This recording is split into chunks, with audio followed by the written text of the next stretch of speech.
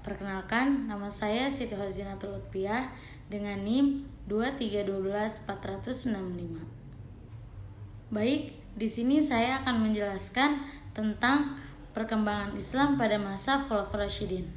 Al-Khulafaur Rasyidin bermakna pengganti Rasul yang cendekiawan.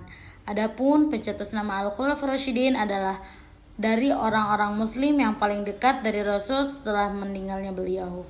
Mengapa demikian? Yang dimaksud dengan Khulafaur Rasyidin adalah para pemimpin pengganti Rasulullah dalam mengatur kehidupan umat manusia yang adil, bijaksana, cerdik, selalu melaksanakan tugas dengan benar, dan selalu mendapat petunjuk dari Allah Subhanahu wa Ta'ala.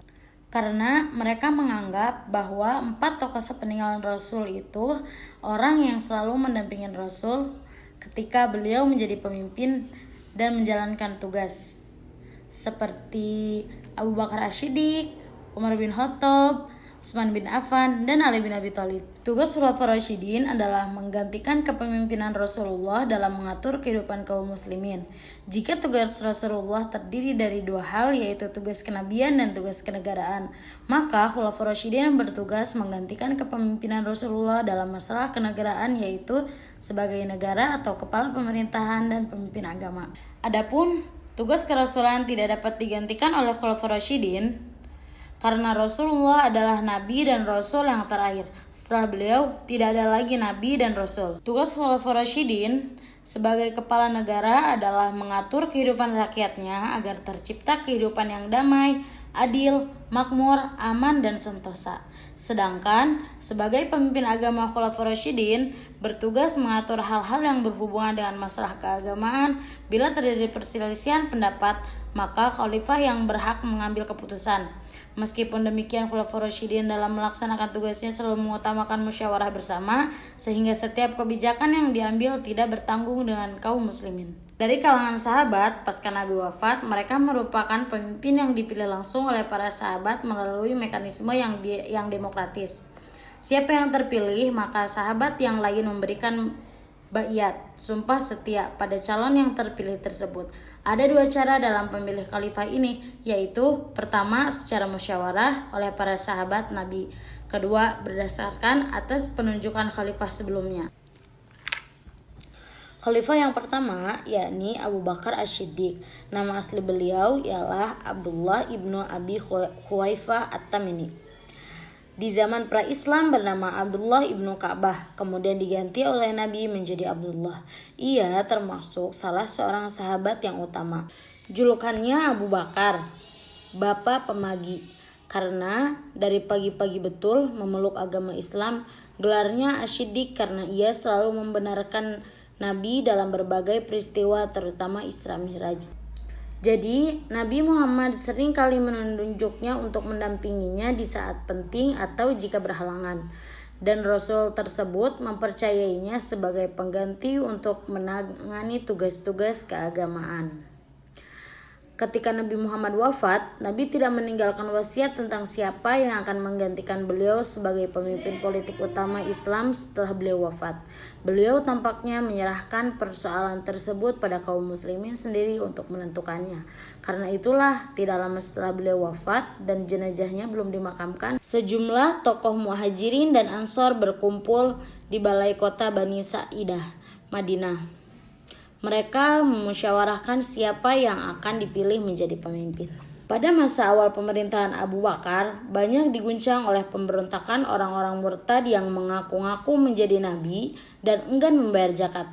Karena hal inilah khalifah lebih memusatkan perhatiannya memerangi para pemberontak.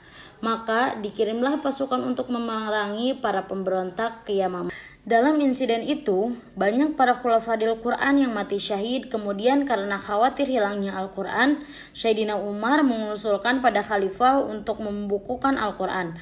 Kemudian untuk merealisasikan saran tersebut, diutuslah Zaid bin Sabit untuk mengumpulkan semua tulisan Al-Quran. Pola pendidik Khalifah Abu Bakar masih seperti Nabi, baik dari segi materi maupun lembaga pendidikan. Abu Bakar menjadi khalifah hanya 2 tahun. Pada tahun 634 Masehi ia meninggal dunia. Selain menyelesaikan masalah-masalah yang terjadi dalam tubuh umat Islam, Abu Bakar juga mengembangkan wilayah ke luar Arab. Dalam kepemimpinannya, Abu Bakar melaksanakan kekuasaannya sebagai pada masa Rasulullah, bersifat sentral kekuasaan legislatif, eksekutif, dan yudikatif terpusat di tengah khalifah. Meskipun demikian, khalifah juga melaksanakan hukum.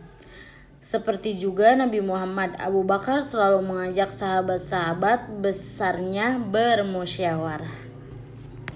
Adapun khalifah yang kedua, yakni Khalifah Umar ibnu Al-Khattab, dilahirkan 12 tahun setelah kelahiran Rasulullah SAW. Ayahnya bernama Khattab dan ibunya bernama Khatmah. Perawakannya tinggi besar dan tegap dengan otot-otot yang menonjol dari kaki dan tangannya, jenggot yang lebat dan berwajah tampan, serta warna kulit coklat kemerah-merahan. Beliau dibesarkan di dalam lingkungan Bani Adi, salah satu kaum dari suku Quraisy. Beliau merupakan khalifah kedua di dalam Islam setelah Abu Bakar As-Siddiq. Sewaktu masih terbaring sakit, Khalifah Abu Bakar secara diam-diam melakukan tinjauan pendapat terhadap tokoh-tokoh terkemuka dari kalangan sahabat mengenai pribadi yang layak untuk menggantikannya. Pilihan beliau jatuh pada Umar ibnu Al-Khattab. Khalifah kedua itu dinobatkan sebagai khalifah pertama yang sekaligus mengaku jabatan panglima tertinggi pasukan Islam, dengan gelar khusus Amir al-Mukminin, panglima orang-orang beriman. Pada masa Umar bin Khattab, kondisi politik dalam keadaan stabil. Usaha perluasan wilayah Islam memperoleh hasil yang gemilang. Wilayah Islam pada masa Umar bin Khattab meliputi semenjang Arabia, Palestina, Syria, Irak, Persia, dan Mesir. Pada hari Rabu bulan Zulhijjah tahun 23 Hijriah, Umar bin Khattab wafat. Beliau ditikam ketika sedang melakukan sholat subuh oleh seorang majusi yang bernama Abu Lu'lu'ah, budak milik Al-Mughirah bin Syu'bah. Diduga ia mendapat perintah dari kalangan majusi Umar bin Khattab. Umar bin Khattab dimakamkan di samping Nabi SAW dan Abu Bakar As-Siddiq. Beliau wafat dalam usia 63 tahun. Umar dikenal seseorang yang pandai dalam menciptakan peraturan karena tidak hanya memperbaiki, bahkan mengkaji ulang terhadap kebijakan yang telah ada. Khalifah Umar juga telah menerapkan prinsip demokratis dalam kekuasaan, yaitu dengan menjamin hak yang sama bagi setiap warga negara. Khalifah Umar terkenal seorang yang sederhana, bahkan ia membiarkan tanah dari negeri jajahan untuk dikelola oleh pemiliknya, bahkan melarang kaum muslimin memilikinya. Sedangkan para prajurit menerima tunjangan dari Baitul Mal, yaitu dihasilkan dari pajak. Yang ketiga, Khalifah Utsman bin Affan. Nama lengkapnya ialah Utsman ibnu Affan ibnu Abdil Asy bin Umayyah dari pihak Quraisy. Ia memeluk Islam lantaran ajakan Abu Bakar dan menjadi salah seorang sahabat dekat Nabi. Melalui persaingan ketat dengan alim terformator yang dibentuk oleh Umar ibn Khattab, akhirnya member mandat kekhalifahan kepada Utsman ibn Affan. Masa pemerintahannya adalah yang terpanjang di semua khalifah di zaman Al-Khulafaur Rasyidin, yaitu 12 tahun. Tetapi sejarah mencatat tidak seluruh masa kekuasaannya menjadi saat yang baik dan sukses bagi beliau. Para pencatat sejarah membagi masa pemerintahan Utsman bin Affan menjadi 2 periode. 6 tahun pertama merupakan masa pemerintahan yang baik dan 6 tahun terakhir adalah merupakan masa pemerintahan yang buruk. Salah satu faktor yang menyebabkan banyak rakyat kecewa terhadap kepemimpinan Utsman adalah kebijaksanaannya mengangkat keluarga dalam kedudukan tinggi. Yang terpenting diantaranya adalah Marwan ibnu Hakam. Dialah pada dasarnya yang menjalankan pemerintahan, sedangkan Utsman hanya menyandang gelar khalifah. Prestasi yang terpenting bagi Khalifah Utsman adalah menulis kembali Al-Quran yang telah ditulis pada zaman Abu Bakar, yang pada waktu itu disimpan oleh Hafsah binti Umar. Manfaat dibukukan Al-Quran pada masa Utsman adalah: yang pertama, menyatukan kaum muslimin pada satu macam mushaf yang seragam dan tulisannya.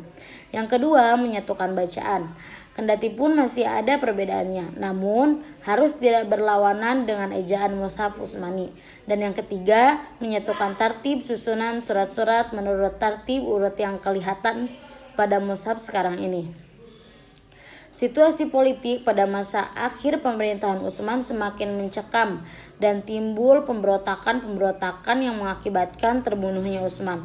Utsman akhirnya wafat sebagai syahid pada hari Jumat tanggal 17 Zulhijjah 35 Hijriah 655 Masehi. Ketika para pemberontak berhasil memasuki rumahnya dan pembunuh Utsman saat membaca Al-Quran, persis seperti yang disampaikan Rasulullah perihal kematian Utsman yang syahid nantinya.